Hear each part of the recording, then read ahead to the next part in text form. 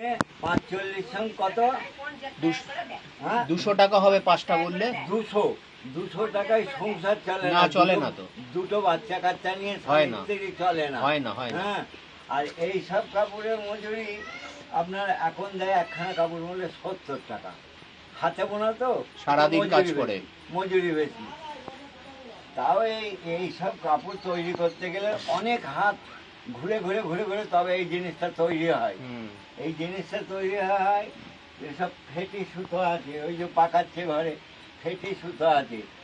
একবার কলকাতা থেকে কুড়া সুতো আসবে, এরকম ধুলাই সাদা নাই, কুড়া সুতো আছে, সেইটাকে আবার রঙের ডাইঙে যায়। ওই যখন ইয়েতে ছবি দেওয়া আছে, ওই হাটে যেতে স্কুলের দেয়ালে ছবি দেওয়া আছে, দেখেছেন?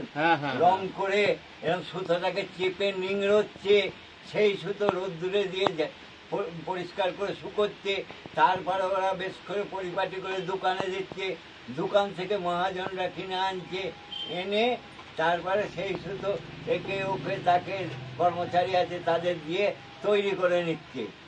মানে আপনি একটা শাড়ি সারাদিন করে 70 টাকা আপনার আপনি পাবেন। হ্যাঁ,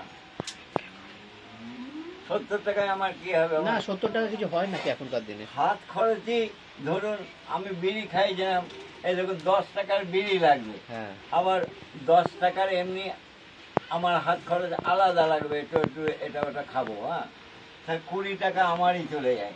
কি হবে? কিছুই হবে।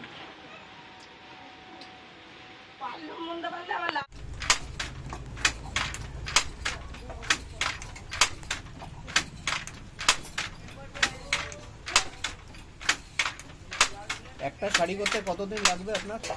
একটা শাড়ি একদিনই হয়। একদিনে হবে। এরকম প্লেন শাড়ি হলে?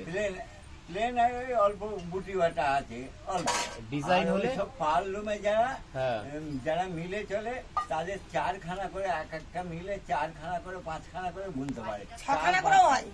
যেরকম 4-5খানা বুনতে পারে, সেরকম ওদের কাপড়খানায় মজুরি হয়তো 40 টাকা। একটা শাড়িতে? হ্যাঁ।